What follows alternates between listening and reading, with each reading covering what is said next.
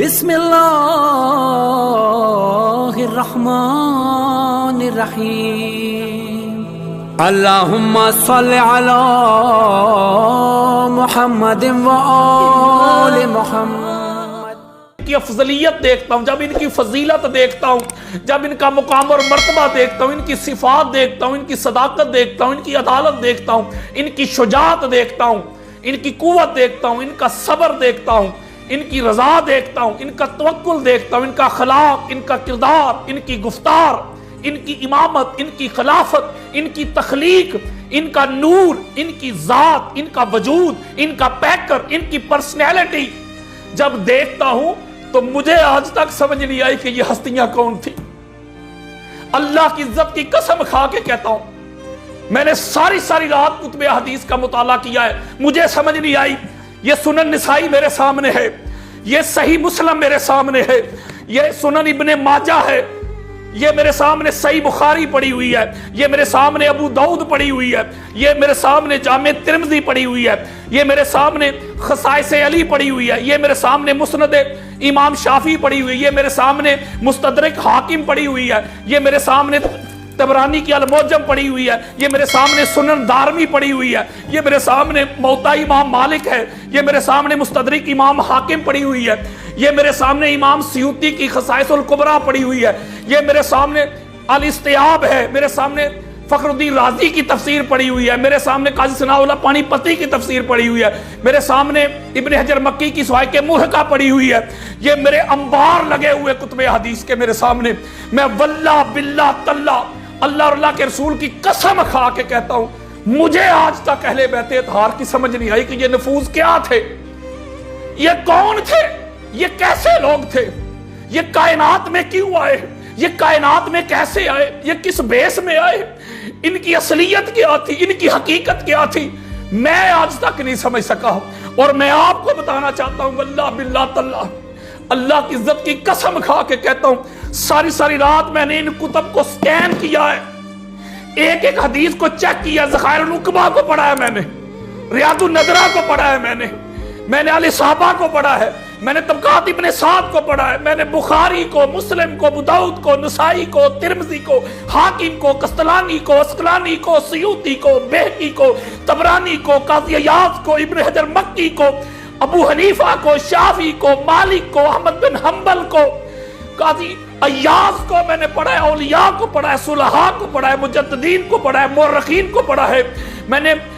صوفیاء کو پڑھا ہے، اولیاء کو پڑھا ہے، میں نے کتب تفاسیر پڑھی ہیں، کتب حدیث پڑھی ہیں، کتب سیر پڑھی ہیں، نسب پہ لکھی جانے والی میں نے کتب پڑھی ہے۔ واللہ باللہ تاللہ مجھے اہل بیت جیسی ہستیاں کائنات میں نظر نہیں آئی۔ لوگوں اس در کے منگتے بن جاؤ،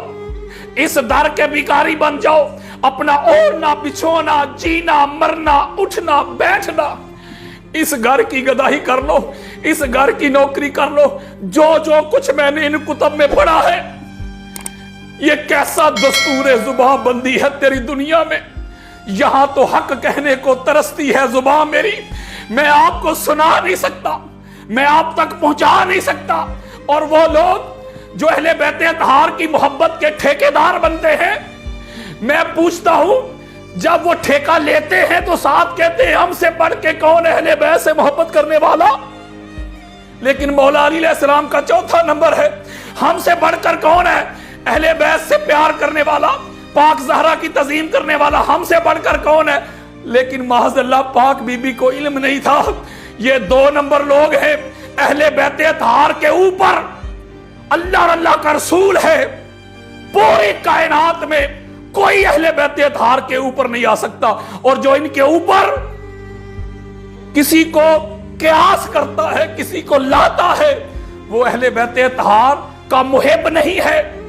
وہ ڈرامے باز ہے، وہ 2 نمبر ہے۔ اس لیے کہ ساری کائنات سے افضل اور اعلیٰ یہ ذوات مقدسہ ہے۔ میں آپ کو پیغام دیتا ہوں، میں نگر نگر، کریا کریا، گاؤں گاؤں، ملک ملک، بستی بستی، میرے بزرگوں، میرے دوستوں، میرے بیٹوں، میری بیٹیوں، میری باجیوں، میں واللہ باللہ تاللہ یہ کتب حدیث کا سمندر پڑا ہوا ہے، میں ان پہ ہاتھ رکھ کے کہتا ہوں اہل بیت جیسا کائنات میں کوئی نہیں۔ آؤ अपनी चाहतों के रुख, अपनी लज्जतों के रुख, अपनी हलावतों के रुख इस मादी दुनिया से काट कर अहले बैते तार की तरफ मोड़ लो। इस दर के मंगते बन जाओ, इस दर के भिखारी बन जाओ। अपना ओढ़ना बिछोना, जीना मरना, उठना बैठना इस घर की गदाई कर लो। हशर में, कब्र में, सिरात में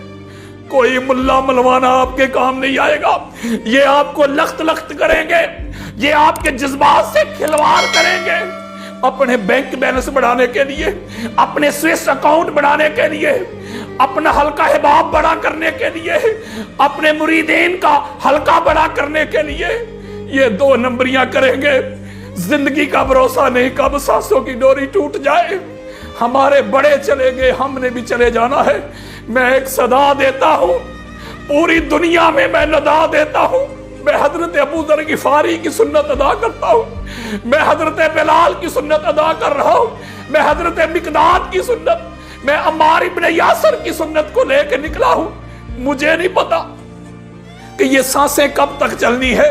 लेकिन मैं आपको बताना चाहता हूं, मैं जिम्मेदारी के साथ बात बता रहा हूं। मैंने लाखों हदीस के समंदरों में गोते लगाए हैं। तो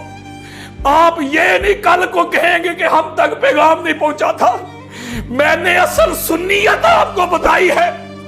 कि 1400 सालों में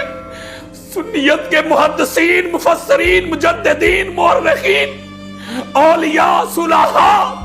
अहले बैत की अफजलियत के डंके बजाते रहे, अहले बैत ताहर के मुकाम और मर्तबा का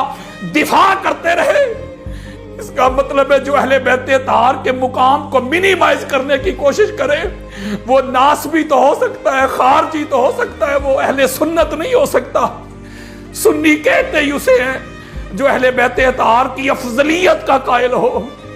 जो इनके ऊपर किसी और को तरजीह दे, उसका सुन्नियत के साथ कोई तल्लुक और वास्ता नहीं। आखिरी जुमला कहता हूं, निकल आओ सुन्नियत से, शीयत से, देवबंदियत से, वहाबियत से निकल आओ। मेरी गुफ्तगू को कोई शिया बनकर ना सुने, कोई सुन्नी बनकर ना सुने,